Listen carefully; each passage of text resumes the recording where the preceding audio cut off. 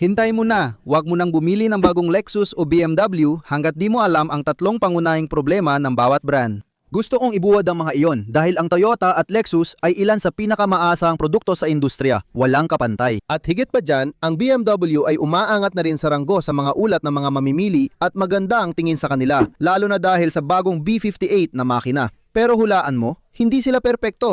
Ibabahagi ko ang tatlong pangunahing problema ng sasakyan na delikado at magastos. Simulan na natin. Maikli ang buhay para magmaneho ng boring na kotse. Kamakailan, namili ako ng bagong luxury na sasakyan at laging kasama sa pagpipilian ang BMW. Marami na akong BMW at lalo silang gumaganda. Mas maaasahan, maganda ang performance at madaling alagaan ngayon. Lexus, tinitingnan ko rin. Gusto ko talaga ang NX series na mid-size SUV. Maganda rin ang RX. Maganda talaga ang GX pero kailangan ko munang hintayin maayos ang makina.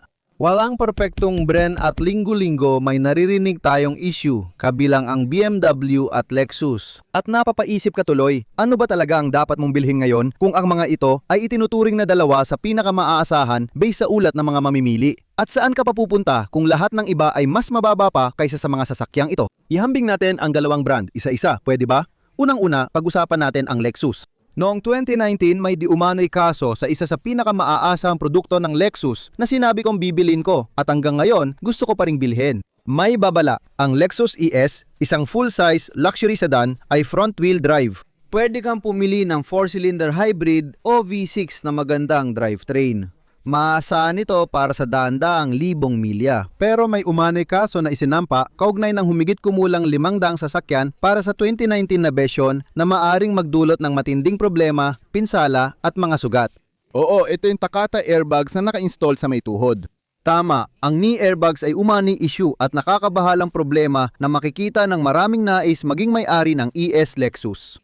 Karaniwang puno ng iba't ibang klase ng airbags ang mga sasakyan na ginagamit natin araw-araw tulad ng curtain, knee at frontal airbags. Kahit para sa ating kaligtasan sila, madalas pa rin silang nagdudulot ng pinsala. Hindi ito masayang karanasan at mas pipiliin na lang ang mas maliit na panganib. Sa kasamaang palad, tinatayang hindi bababa sa 500 sasakyan ng 2019 Lexus ES ang kasama sa kasong posibleng magdulot ng matinding pinsala. At mukhang malaking issue ito na may kinalaman sa mga sasakyan na karaniwang ginagamit sa mga lugar na mataas ang humidity, pati na rin sa mga lugar na mataas ang temperatura. Lalong lumalala ito habang tumatagal ang panahon. Kung nagkaroon ka ng alinman sa mga brand ng sasakyan na ito, malamang nakatanggap ka na ng liham sa koreo na kailangang palitan ang Takata airbag ng sasakyan mo. Pero paano ang BMW? Ano, meron sila? Gumagamit din ang BMW ng Takata airbags at nagkaroon ng sariling problema. May isa pa silang issue.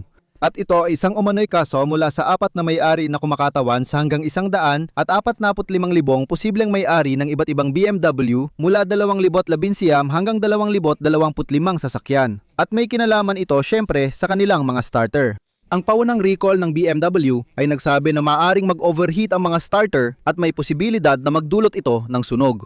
Ngayon, may mga ibang customer na nagsasabi na, alam mo, ang pagkakaroon ng ganitong uri ng mga pagkukumpuni ay maaaring magdulot ng pagbaba ng halaga ng kanilang mga sasakyan. Ibig sabihin, bababa ang trade-in value o ang magiging halaga ng kanilang mga kotse sa hinaharap. Ang mga kasalukuyang modelo na malamang nakasama sa ilan sa mga recall na ito na may kaugnayan sa starter ay ang 2020 model year M340i, isang 2020 hanggang 2025 840, isang 2020 hanggang 2023 740 Li. Ang 2019 hanggang 2020 X7, isang 2020 BMW X6 at isang 2019 at 2020 BMW X5 ay lahat posibleng kasama sa recall na ito ng starter. Pero ang sinasabing kaso na ito ngayon ay gustong palawakin pa yon para sa paghingi ng kabayaran sa nawalang halaga ng kanilang mga sasakyan.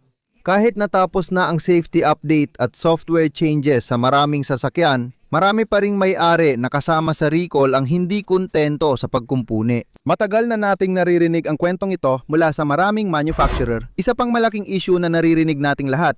Halos 127,000 na sasakyan ng Toyota at Lexus ang kasama sa kasamaang palad sa isang problema sa makina na tinatawag na V35A na siyang 3.4 liter na twin-turbo V6 nila. Mula 2022 hanggang 2024 kasama ang Tundra, ang Lexus LX600 at ngayon sa kasamaang palad pati na rin ang Lexus GX550. Lahat sila ay may ganung makina, drivetrain at kasama sa recall na ito. Maraming particulate at metal mula sa machining process ang naiiwan sa makina at hindi natatanggal ng maayos, kaya nagdudulot ito ng matinding pagkasira kalaunan. May mga kaso kaming narinig na matapos ang 1,000, 5,000, 10,000 milya, kumakatok na o biglang tumitigil at nasisira ang makina. Ngayon, kahit na naging masigasig ang Toyota at Lexus sa pagsubok na lutasin ang problemang ito, ang pagmamaneho ng isa sa mga sasakyang ito ay nagpapahiwatig ng mataas na panganib sa ngayon. At hindi ko masasabi ng sigurado na hindi pa tayo makakakita ng mas marami pang problema sa mas bagong henerasyon. Hindi ako sapat na kumpiyansa sa V6 ng Toyota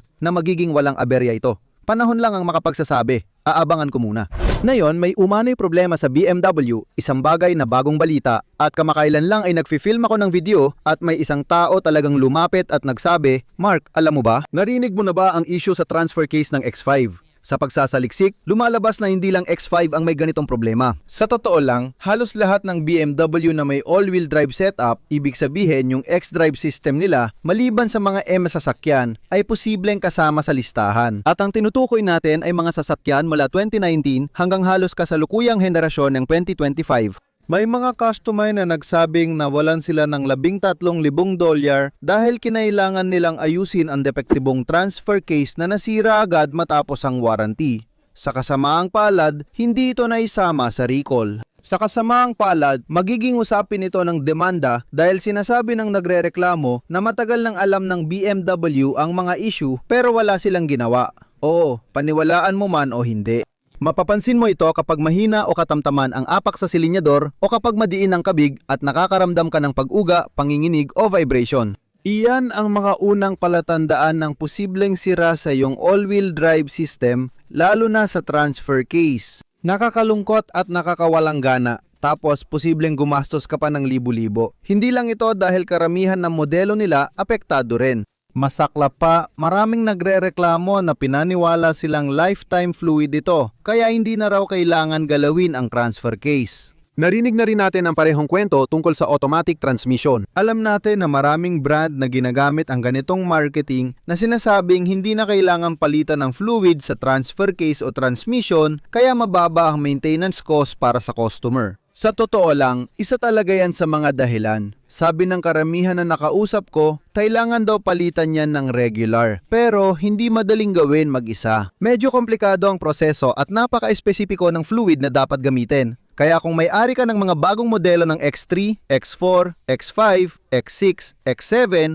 o ng 23457 series na sasakyan at ang 640i X-Drive Gran Turismo at syempre ang 8 series ito ay isang bagay na dapat mong pagtuunan ng pansin dahil maaari talaga itong makaapekto sa iyo ng malaki at hindi maganda.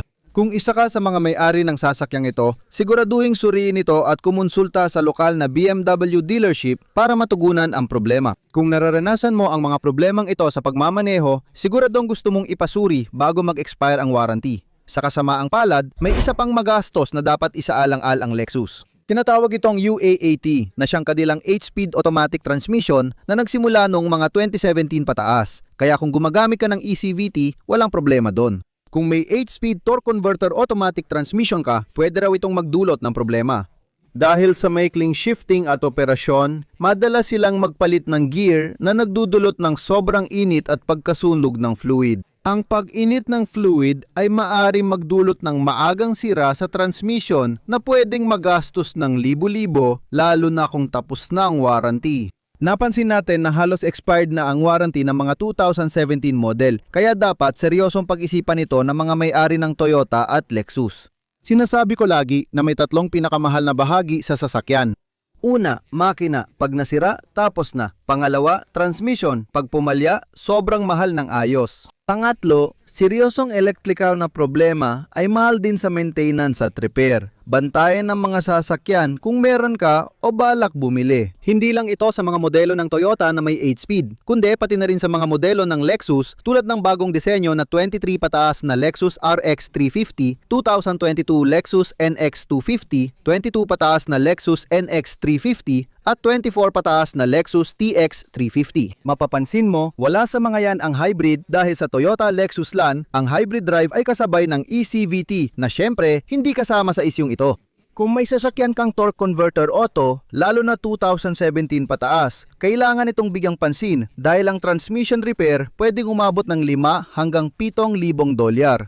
Ang mga siraing makina tulad ng V35A ay maaring umabot ng $9,000 kung kailangan mong ipayos ang makina. Kaya wala sa mga ito ang murang ipagawa at ang pinakaimportante, mawawala pa sa iyo ang sasakyan mo ng ilang linggo habang inaayos ang mga ito. Pero may isa pang malaking issue ang BMW at ito'y mas bago. Kamakailan may kaso ang BMW tungkol sa B46, B48 at pati B58 ang paborito nilang inline 6. Iyan ang isa sa pinakamaaasahang sasakyan, ang siyang tumulong sa kanila na tumaas ang ranggo pagdating sa kabuuang reliability sa mga listahan ng consumer reports. Yan din ang paborito ng lahat ng mga tuner. Iyan ang pinapangarap ng bawat BMW enthusiast na magkaroon. Napakagandang makina ang mga yan, pero may ilang problema at ang tinutukoy natin dito ay ang oil filter housing. At masasabi ko talaga ang tungkol sa problemang yan. Nagkaroon ako ng N54 maraming taon nang nakalipas. Isang 2007 yon at nagkaproblema na ako noon pa. Hindi ito bagong issue. Ito ay problemang paulit-ulit na lang nangyayari. At ngayon, may mga consumer na nagsasabi na, tingnan mo, hindi na ito sapat.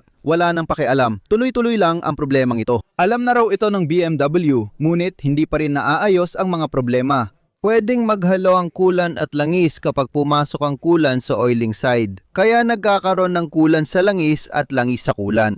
Hindi, isa yang malalang pagkasira na naghihintay lang mangyari. May ilang consumer na nagsabing gumasto sila ng hanggang $1,000 para maayos ang problemang ito. Tama yon. May usapan tungkol sa nabasag na housing dahil noong 2011, lumipat ang BMW mula solidong metal papuntang plastic. Sabi nila, plastic fantastic. May ilang may-ari na hindi gusto ang pagtitipid. Ayon sa kanila, dapat tumagal ng 100 at 50,000 milya ang oil filter housing. Wala namang dahilan.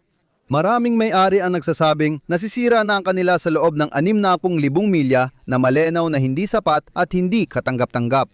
Yung luma kong oil filter housing may dalawang kakaibang kid o ring. Isa mula cooler papuntang engine case at isa mula cooler papuntang filter housing. Pareho silang nasira at nagsimulang tumagas. Nagkaroon ako ng tadas ng langis at kulan. Malaking problema yon kung pababayaan. Magastos at matagal din ang pagpagawa. Naayos ko mag-isa pero napakahirap at matagal gawin yung repair na yon. Ngayon, ilang taon na ang lumipas mula 2007 hanggang 2026. Pinag-uusapan pa rin natin ang parehong issue. Alam na ng BMW ang problema at nagpadala na ng abiso sa mga dealer. Hindi rin makakatulong yon kung may $4,000 ka pa ring bayarin. Kaya kung gusto mong iwasan to, mas madalas magpa-oil service sa dealer. Makakatulong yan dahil ang lumang maruming langis ay nagdudulot ng asido na sumisira sa gasket at nagdudulot ng problema. Huwag sundin ang sobrang habang pagitan ng oil service dahil masama ito. Narinig ko rin ang tungkol sa malalaking problema, syempre, sa mga oil filter mismo na nasisipsi papasok at posibleng maipit sa loob ng housing. Kaya siguraduhin mong mas madalas kang nagpapalit ng langis, gumamit ng tamang klase ng langis at maiiwasan mo ang ilan sa mga problemang ito. Sa kabila nito, kapag sinunod mo ang mga patakaran ng BMW, nagdudulot ito ng maraming problema para sa mga may-ari ng BMW na may mga sumusunod na modelo, 1 Series, 2 Series, 3 Series, 4 Series, 5 Series mula 2014 hanggang 2021 at ang BMW X1, X2, X3 at X4 mula 2014 hanggang 2021. Pati na rin ang 2014 hanggang 2021 Mini Cooper Clubman at pati na rin ang Countryman, lahat ng ito ay may posibilidad na magkaroon ng ganong problema. Maraming may-ari ang humihingi ng kompensasyon o pag-amin ng problema para hindi sila sisihin sa mga isyung ito. Ngayon, alam na natin ang mga pangunahing problema ng bawat brand, kaya malinaw na walang perpekto sa kanila. Pareho silang may kinakaharap na mga issue, mga problema sa kalidad ng makina, transmission at pati na rin sa electrical. Kaligtasan, kahit ano pa, mga airbag, palaging problema yan at seryosong alalahanin. Alin ang bibilin mo, isang Lexus o isang BMW? Panahon lang ang makapagsasabi. Ikaw ang humusga. Gusto kong malaman sa comments kung ano ang mas gusto mo. Maikli lang ang buhay para magmaneho ng boring na kotse, sulitin bawat kilometro. At sa lahat ng yan, ito na lang ang mga BMW at Lexus na bibiliin ko sa 2026. Sana magkita-kita tayo ulit mga kaibigan. Paalam.